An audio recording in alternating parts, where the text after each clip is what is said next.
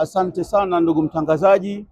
Kwa jina naitwa Samuel Ahadi Mshote, ni mkurugenzi mkuu wa kampuni ya mbolea Tanzania, na nawashukuru sana kwa kuweza kufika kwenye banda hili la maonyesho ya 88 2026 hapa kwenye viwanja vya 88 Dodoma, na mko ndani ya banda la Wizara ya Kilimo ambapo ndani yake kuna kampuni hii ya mbolea au Tanzania Fertilizer Company TFC, ambayo majukumu yake makubwa ikiwa ni pamoja na kuhakikisha wakulima wa nchi yetu wanakuwa wanapata mbolea zilizo bora na zenye kiwango ambacho kinahitajika kwa wakulima ili katika kuhakikisha utoshelevu wa mbolea. Lakini pia kampuni hii inajihusisha pia na kuzalisha pamoja na kuchanganya mbolea zinazoendana na afya ya udongo na mimea ya wakulima wetu hapa nchini, na zoezi hilo tulianza hivi karibuni.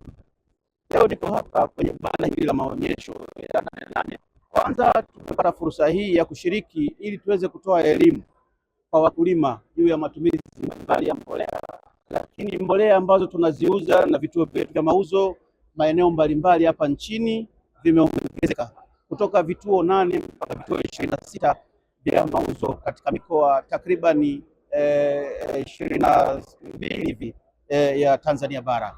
Na kampuni hii ya mbolea kwa sasa, ndugu mtangazaji, inajihusisha na kuagiza mbolea zile zote zinazopendwa na wakulima wetu, mbolea za kupandia mazao aina ya diammonium phosphate ambayo inasaidia zaidi kusababisha mmea ukaota ukiwa na mizizi imara, lakini pia na mbolea za kukuzia mazao urea, na CAN pamoja na sulfate of ammonia.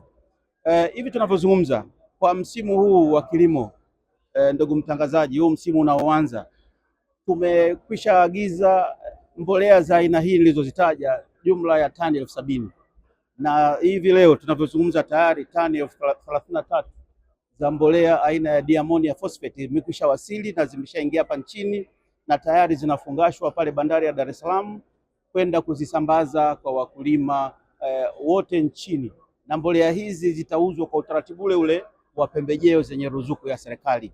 Na mbolea nyingine, hii ni awamu ya kwanza tu, tani hizi zilizobaki katika 70, tani 40,000 tunatarajia ndani ya mwezi mmoja na ushei hivi kidogo tuweze kuzipokea. Hizi ni urea tani 40,000 tunatarajia kuzipokea mwezi ujao mwishoni, na zenyewe tutaziendelea kuzisambaza kwa wakulima kwa utaratibu ule ule wa pembejeo zenye ruzuku ya serikali.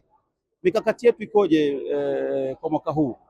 Ndugu watangazaji na wakulima kwa ujumla, naomba nichukue nafasi hii kuwajulisha kwamba kwa msimu huu TFC itaagiza jumla ya tani 200,000 za mbolea, na tayari tumeshaanza na tani 70,000 na zimeshaanza kuingia na ziko katika awamu tofauti tofauti, na tutahakikisha mbolea hizi zote zinapelekwa kwa wakulima ili waweze kuzitumia kuongeza tija, lakini vile vile kuongeza kipato kwa mazao bora watakayoyapata kutoka kwenye mashambani mwao.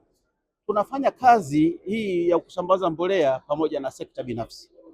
Tumesajili mawakala au agro dealers zaidi ya 600 ambao tunafanya nao kazi kuhakikisha mbolea zinafika kule last mile kwa wakulima.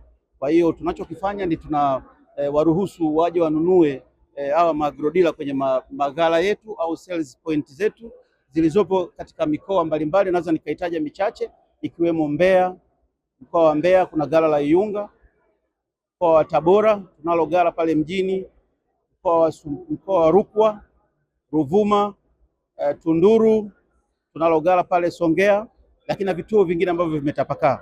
Kwa hiyo kuna sehemu ya mawakala ambao ni takriban mawakala 600, lakini pia tunafanya kazi na vyama vya ushirika AMCOS pamoja na Union. Tumesajili vyama vya ushirika na AMCOS 29 ambazo na zenyewe ni sehemu ya mawakala wa TFC. Lakini kama vile haitoshi, tunafanya kazi na halmashauri ambao wanakuwa na maghala na sisi tunapeleka wauzaji pale au staff wa TFC kwenda kusaidia kusukuma mauzo kwenye maeneo haya.